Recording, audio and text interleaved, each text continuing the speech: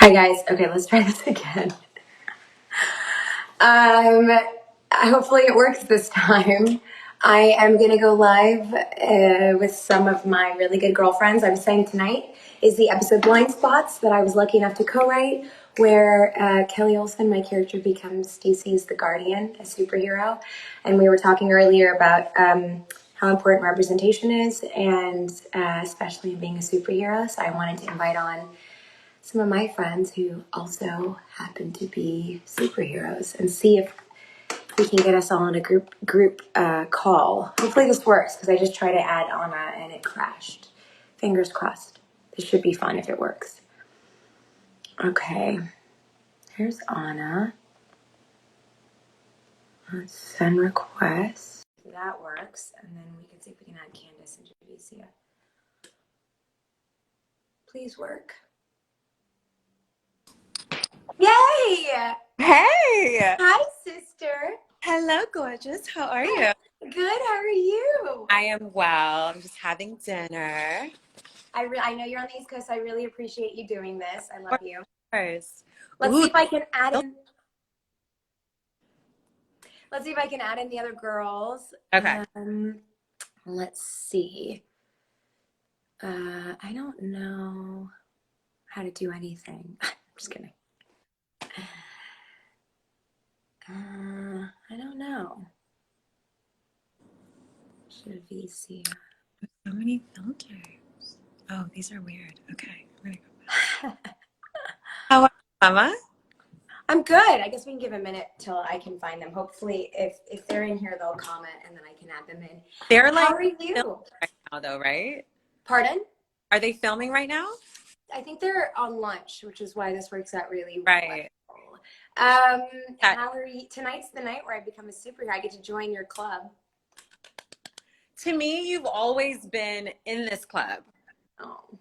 So it's very exciting. I can't wait to see it. How are you feeling about it?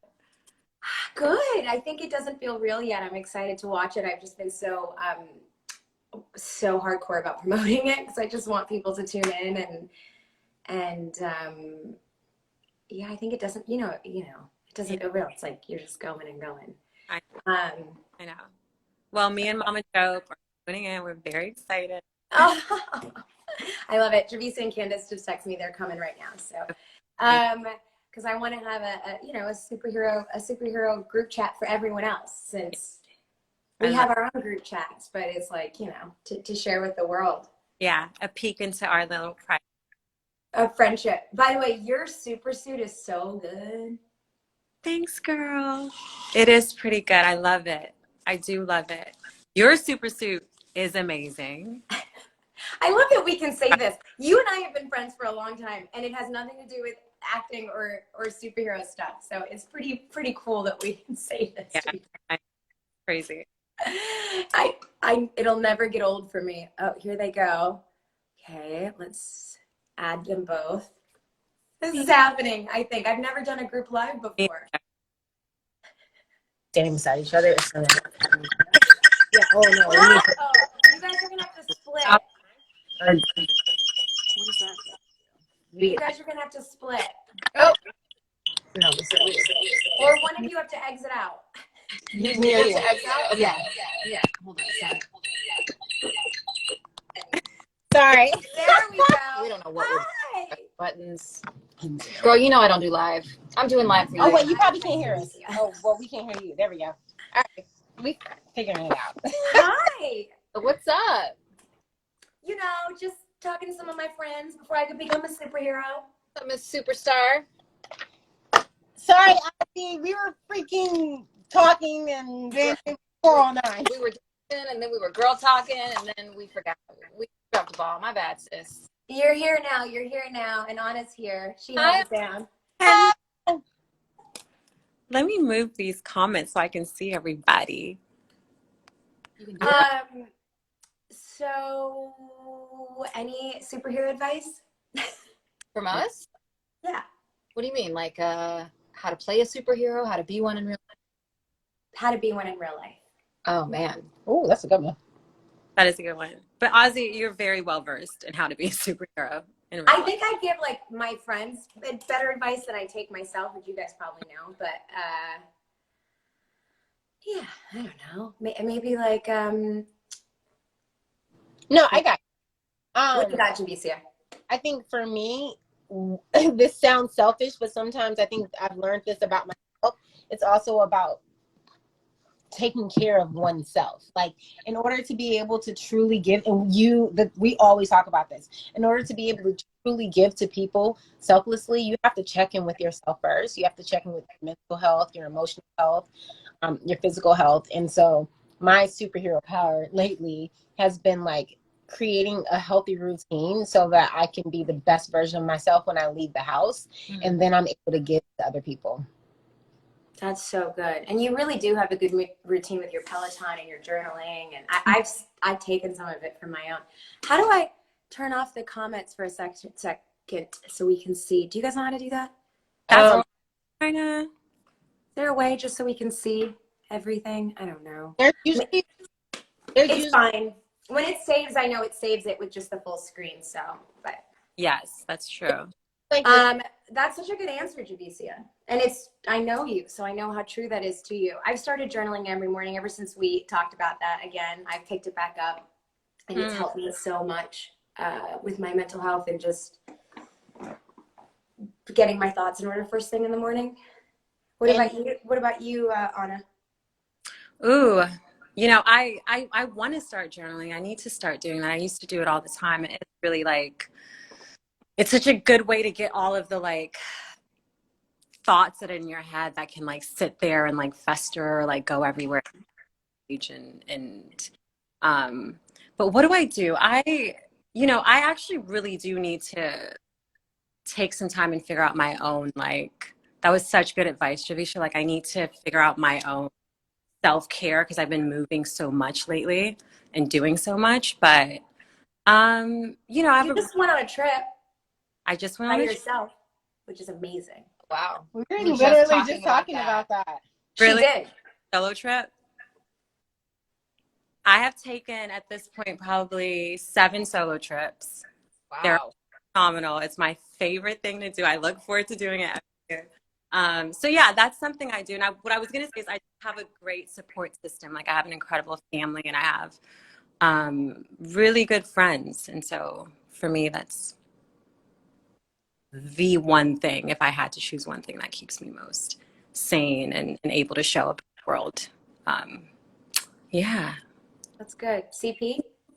Yeah, same for me. That's a really good one, actually, on a support system, family and friends. Like, sometimes it just feels like too much.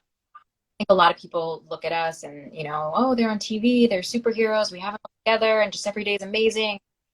We just have it all, living the life. But it can be really challenging. We go through a lot of the challenges that, a lot of people face, COVID, and worry about our family back home. And so for me, it's really having a network of people I can reach out to and rely on to kind of burden some of my feelings and the weight of my own life, so that I can go back to work and be available to people and available to my other friends. So I'm like really, really grateful for the people in my life who make space for me to be myself, be a little messy and cry sometimes, say like the other day, because it allows me to wake up the next day and just feel a little less burdened, so that I can be somewhat of a superhero to someone else, I guess. I love that. Yeah. Like, having your friends that allow you to be a shitty mess sometimes. Girl, I mess up really need it. Yeah. That's so good, you guys. I just saw Kendrick just send us a little comment. I know Candice knows Kendrick too. So he's one of those people that, has heard me.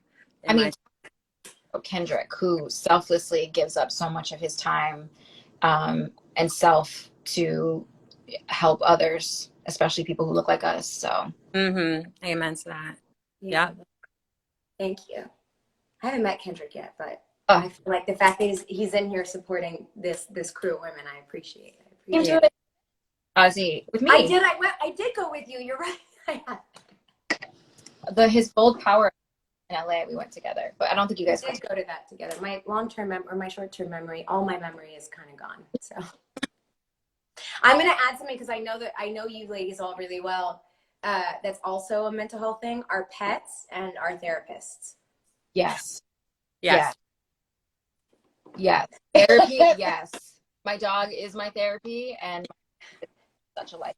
It's so nice. Like I meet with her every Sunday, 9 a.m. And it's just nice having the same person that I can check in with, you know, who can, you know, talk to me about my week, talk to me about the week coming up, and like kind of help it get outside of my head, similar to journaling, but also just having that wrapped up in the minutia of my life, like objectively see my triggers and see that are maybe not the best for me.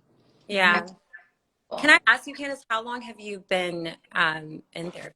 This therapist I've been with for maybe a year and a half, and like faithfully going every week, every single week. So good. And it's like, it's hard. Some days are great. You know, some weeks are great. And I really feel like, oh, I have nothing to talk about. Actually, I'm up with this therapist, by the way. A little side note. Set me up with mine too. And I'm like the therapist giver. Right now. I'll text you some on but I was going to say, sometimes it's hard because, you know, some weeks you feel like great and you're like, I don't want to talk. I have nothing to talk about. But there's always something to look at and kind of like be responsible for in your life. And so it's really helpful for me. Yeah. It's funny because I tend to take ownership of so much. So for me, it's the opposite. I take ownership of everything, even shit that I have no control over. Yeah. And the same with me with the therapist that I've been going to is she showed me like you can't take ownership of everyone's actions. Yeah. You know, you have to address the situation and figure out what's the healthiest for you. Be responsible for your decision.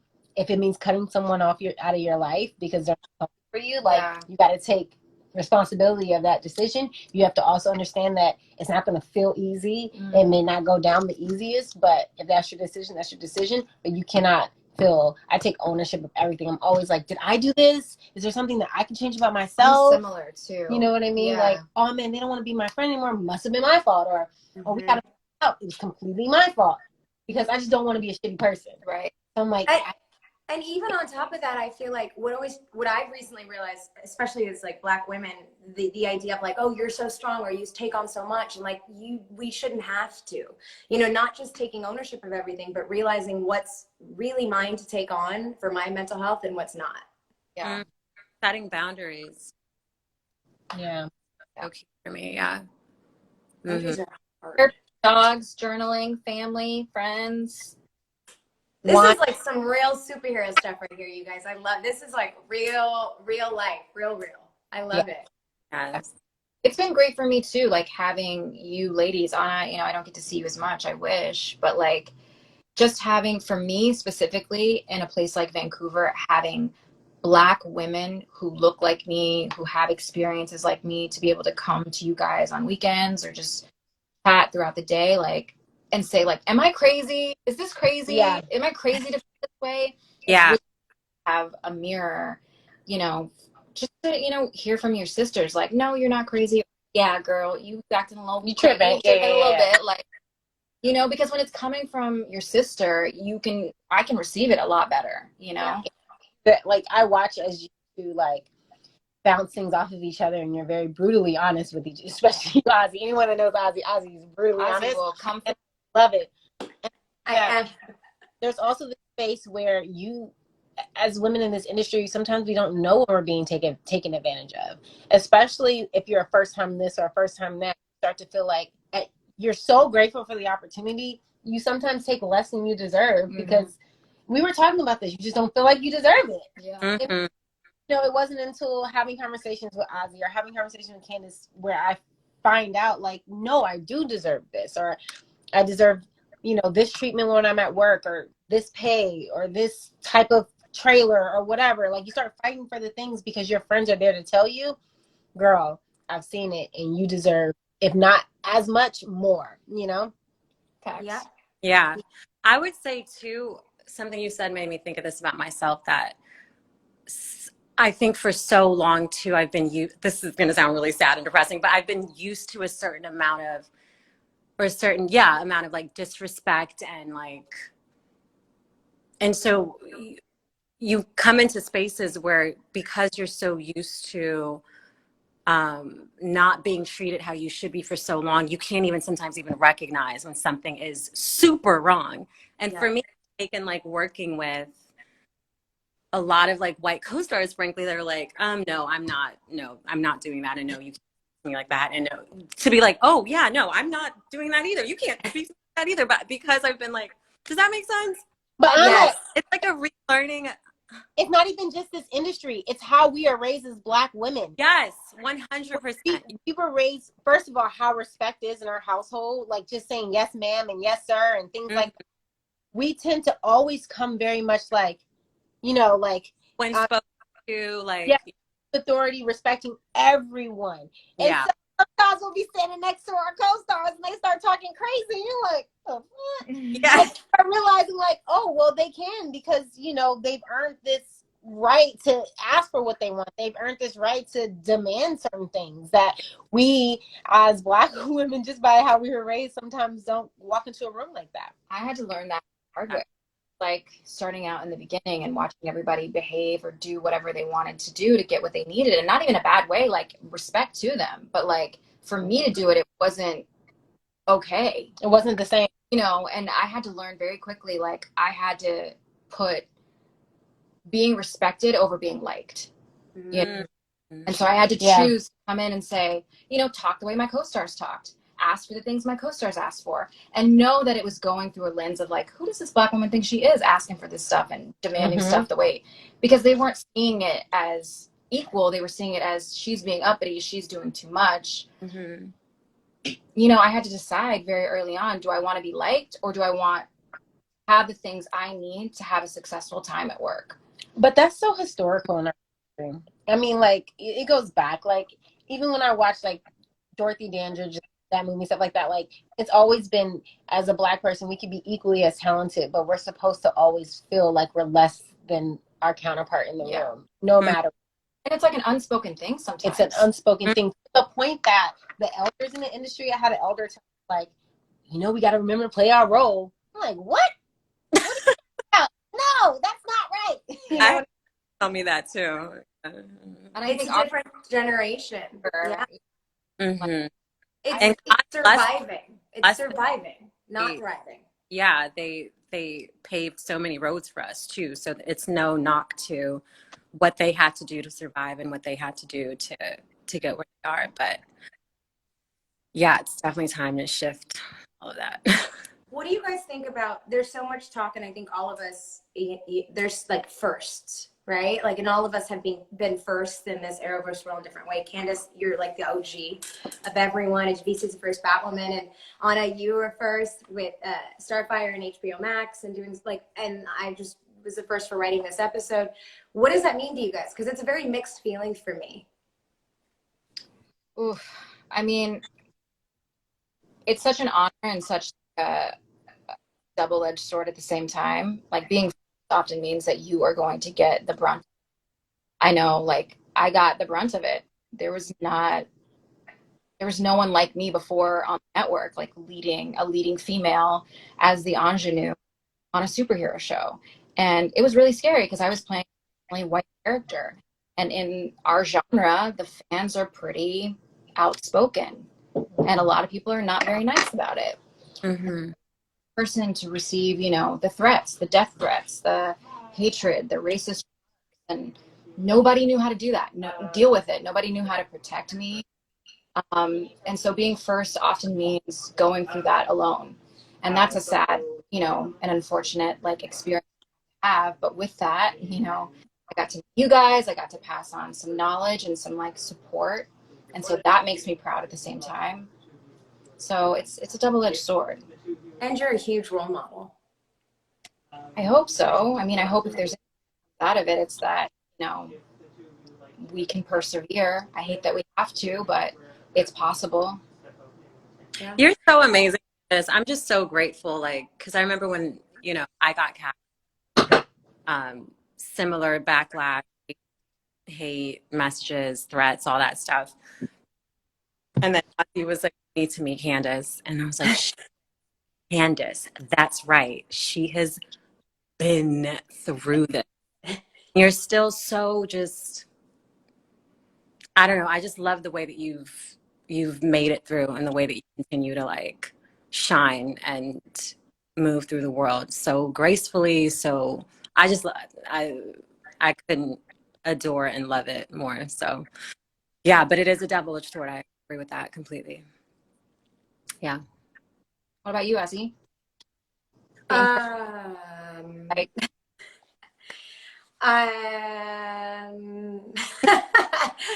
I think it's, look, the writing is amazing, and it's something I didn't dream for myself. And so if anyone else thinks that they could get behind the camera more, because that's real change, is in writers and directors and storytellers, that's where I really want to see all of us and see representation. I think representation on screen is like the very, very first step. Behind the camera is where the real change happens. Mm-hmm.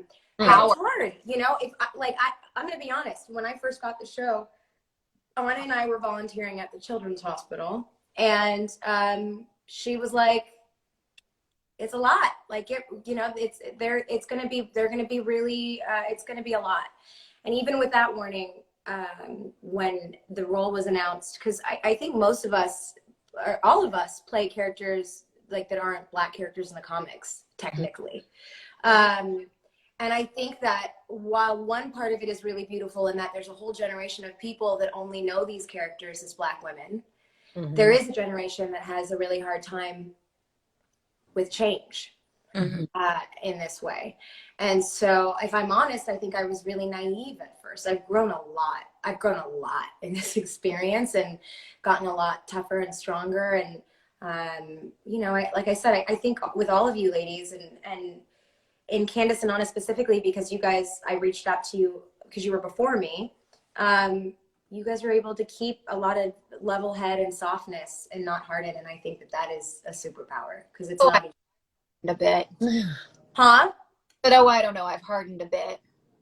Also, Outward facing. I mean, in our private time, that's something different. But I mean, you're still really positive. You throw it at me a lot. Yeah. So, like, I don't know if that's hardening. That's maturity and that's experience. Yeah. And like, I know everyone that knows you is grateful for what advice you have to give now. So, Yeah. I this quote, I think it was Will Smith. He was saying that the most difficult thing in this industry is trying to maintain or protect or still have your purity, because it's so challenged all of the time. Yeah. And especially with us and what we've gone through in receiving pure vitriol and hate, like, yeah, that's something that I've been that's just something that I try to stay very aware of, because I don't want for people to get the best of me, and my best is like my goodness and my purity. So, and as is yours, you know, and so just protecting that, whatever it takes to protect that, I think is important. It's so crazy that you're saying that, because the first thing Azie said to me, because I saw her right before our hiatus and we came back, you know, this summer, and she was like, "Girl, I can tell you were dealing with it, because like your light was gone." And like, it had to remind me, like, you're right, Anna, like, you can't let this industry, this situation steal what makes you, like, what made you a star from the get-go, because what is your light. Yes. For me on this show, like, it's like Azie said, it was Candice, like the double-edged sword. Like, again, I'm also very grateful, very honored. But it has been an uphill battle. And there's one thing when you make a decision like this and it's backed in every way possible. It's backed through casting that follows behind your casting. It's backed through your stand-ins, your stunt doubles, your driving stunt doubles. It's one thing when everything is backed. It's backed in casting. It's backed in story development. It's backed in character development. But when you make these type of castings and it's not supported and backed, it feels like you're in like an uphill battle. Yes. And you're in it by yourself. And I mean, everyone doesn't even realize how blindly little things like posts and tweets and stuff like that make your battle harder. You know, I'm on a show that was originally cast with a completely different actress, and like, so I'm already dealing with that, right? The character was gone, but then we bring the character back and it gets recast by another fan favorite. And it's just like, it was like a constant uphill battle that I still to this day fight. But what I will tell you is, I understand what this means. I understand what our positions mean to so many people. And that's the most important part. You know what I mean? Like, and I do give credit to our writing room, because this season for sure, like, Robin Givens is playing my mom. You know what I mean? Like, I got a brother in here, and it's really like the cast is filling out to show real, you know, like a supportive representation. But it was hard. I'm not even gonna lie. It was hard in the beginning. This is not easy. It's not. No, it's not. Being a first, yeah. but it's so worth it when you know that you have provided any type of inspiration for this. I was like out of a job, like wanted a series regular. I was like, God, please give me a job and something that like means something that I can change the world. Not just a job. I was like, please let me change the world. Yes. Girl, that was my prayer. And careful what you ask for, because God be listening. God listens. It's true. I said, I want to do something that puts me in history books. Verbatim. But we got, when I said it, it was because I was inspired by Dorothy Dandridge, and it was why I was inspired by Eartha Kitt, and I was inspired by Nina Simone. But what we forget is the hell that they went through when they were making that difference. And trust my hell ain't nothing like their hell. You know what I mean? I'm not trying to say that there's any comparison, but it's not an easy battle. Yeah. Sorry if I exposed too much. No. Girls are talking. No, we're keeping it real here. I think this is like, you know, again, black women superheroes doing first is hard. Hard. Hard. It's a journey, and I was doing a bunch of press yesterday for the episode, and I think people were surprised to hear how close we are. And I was like, I don't know if I would have. I mean, this experience is doable when you have people that you can reach out to, and like we were saying earlier, like, is this normal, or how did you handle this, or you know, I don't know how many times my first season I text Candice, can I tweet this? And she was like, no. Ask her ass. She'll say, girl, I'll tweet it for you. I'll tweet it for you. Give it a Yeah. No. She was like, but if you do, I'll retweet it. But you know, it's like you want to be a good role model, and you want to focus only on the positive. But you know, I've grown a lot. Bullying's a real thing. You see 100 nice comments, and you see one that's really awful, and it's hard to shake that one. You get tougher skin, and you get better about it. And also, what makes me sad is it makes it harder for you to want to connect with the fandom, because that's the worst part of it. In that sense, like, it's not worth it. My mental health is not worth engaging with the fans, which is what we so deeply want to do. Like, it gets scary. It gets scary just for me. It's not worth it. My day is going great. I don't need to get on the you know, I doesn't have red hair. I hate you. Like, for what? Yeah. I'm over here just living my best life. I don't want to see that. Yeah. So it just makes it harder to want to engage with fans, because you can't have that like safe interaction. That's the part that makes me the most sad. That's what I want to do the most. Yeah. For me, when I would do these type of lives on our Batwoman account, I'd have to turn off the comments, because I couldn't even talk to whomever I was, you know, interviewing of the moment, because it would just be such things that it would almost distract me from the conversation. And I think I go pretty hard. Like, I'm not a very sensitive person, but like, how am I having a conversation with someone that's at the bottom of the screen, and there's comments that are coming up above that person's face that are just like some of the most horrible shit I've seen. It's hard. Yeah.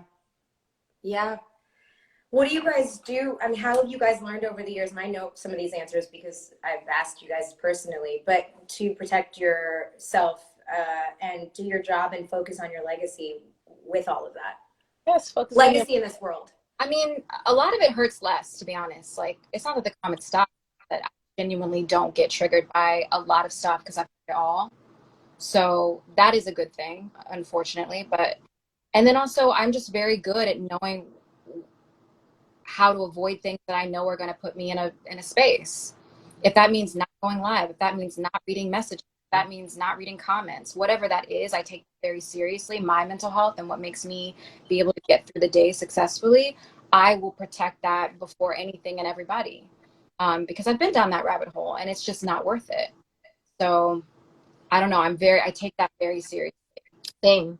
For me, I agree with her. Like, I don't really do Instagram or Twitter as much anymore, just because I felt like I've done a lot to block pretty much anything you can say to me. Like, I've pretty much blocked every target word I could think of. Those target words, man. Even outside of just the negativity, that's one thing. But sometimes it's just the self-doubt and comparing yourself to other people. Or you see something that your cast member may post where you know it's not necessarily supportive of whatever. Like, there are little things that happen that trigger you that you didn't even intentionally walk into. You didn't try to, you know?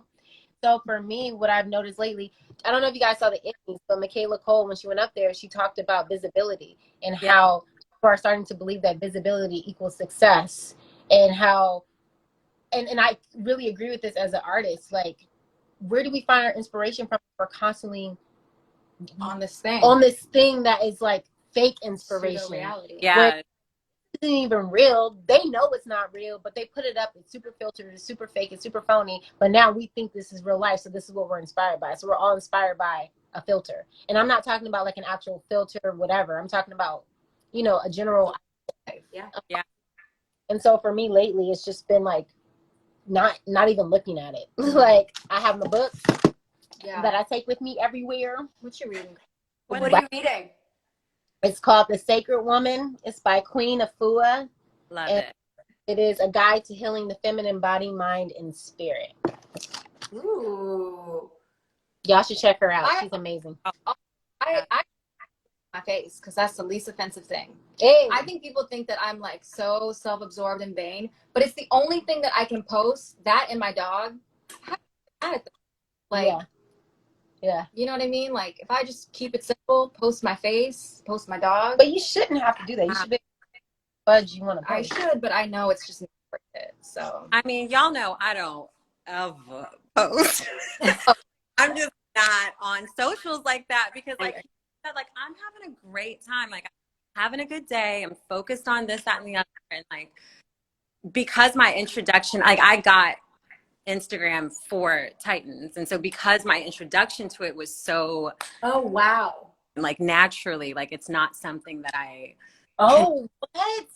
be like, you know what I'm saying? So for me, it's definitely stepping away from social media whenever I just want to, you know, is helpful. But yeah, I know you all really aren't on here like that, so I really appreciate you coming out to support your girl. I know what a big deal this is for all of you. I don't know if you saw Kyler just commented, and so we're filming together and we're talking about social media, and she's like, I'm never on social media. I'm only getting on social media today to support Azie. And that's very sweet. And thanks, Kai. Yeah, she's never on it either, and is always very thoughtful when she does post. You said something, or when you showed the book, I thought that was really interesting. And Candice, I'm not going to call you out. You don't have to share the book that you recommended to me. But Anna, when I thought we could all recommend a book, but I had a really hard year last year, and I took a beat and I actually went to Toronto and stayed with Anna and had an Eat, Pray, Love week with my friend. And when I showed up at her house, she had a book for me as a gift right away. Do you remember that? I do remember that. I remember that trip. I remember giving you that book. Yeah, I do. And that book was really instrumental. Do you remember what it was?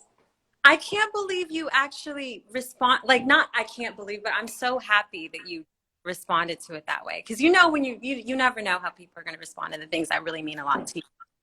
Yeah. No, it was amazing. Do you want to share with people your book that you gift your friends when they're having a hard day? Books. There's A Return to Love, and they're both the same author, actually, and A Return to Prayer, and they're both by Mary Williamson. I find that she is one of the most gifted writers when it comes to writing prayers. Just the way that she, for me, it just speaks very much to me. So whenever I'm through anything, I'll like go in the part of the book that relates to whatever it is I'm dealing with, and it's very healing for me. And A Return to Love also is another one of her books that I also share often, and that she just speaks honestly about kind of what I was talking about earlier about maintaining one's light and one's purity in a world that is constantly challenging that. And so, yeah, those are Candice, do you have anything you'd recommend? Yeah, those are good. Gifting books is like a really good One of my favorite way to things. show your friends love. yeah. Well, the book I finished, which I mentioned to you, is called Finding Meaning in the Half of Life by James Hollis. And I hate saying that title because when it was recommended to me, I was like, wait a minute. I'm second half of my life, slow your roll.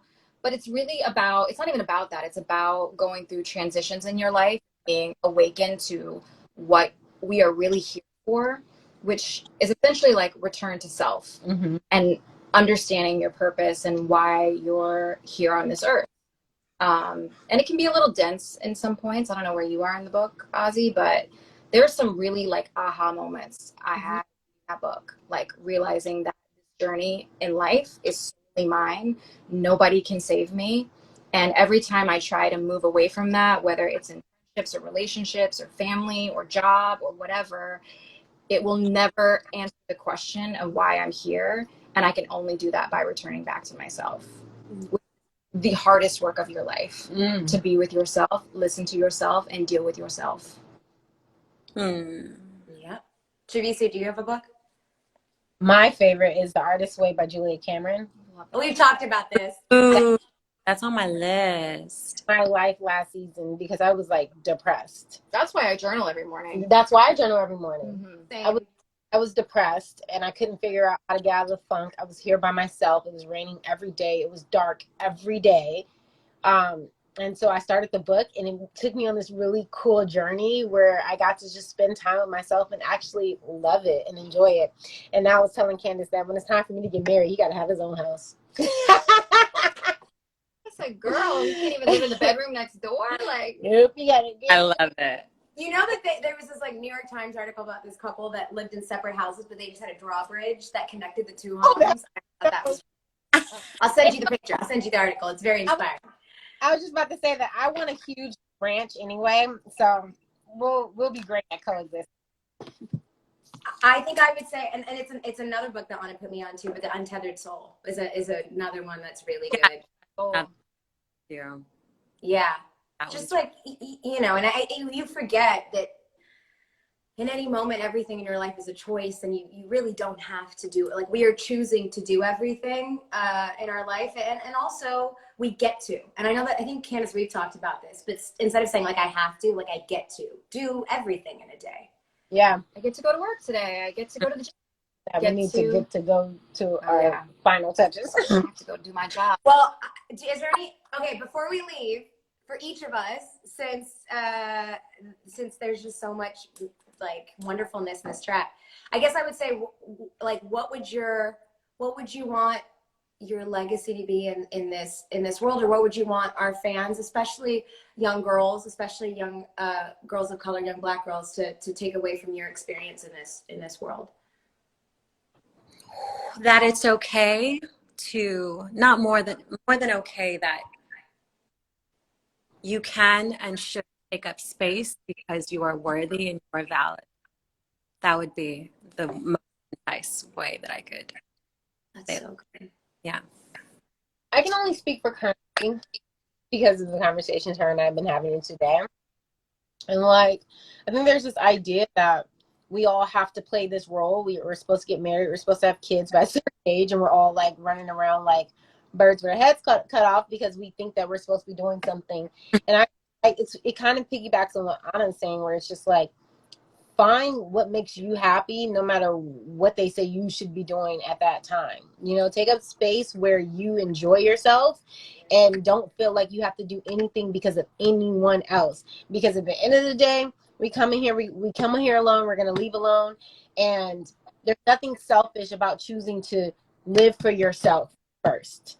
There's nothing selfish about that. And I just also, like we talked about in the beginning of the conversation, I think you're a better person when you've made those decisions before you give up your. Yeah.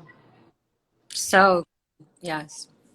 I feel like I hope my legacy or what people remember for this time in my life was, I don't know, some sort of grace under fire, you know, try to handle it as well as possible.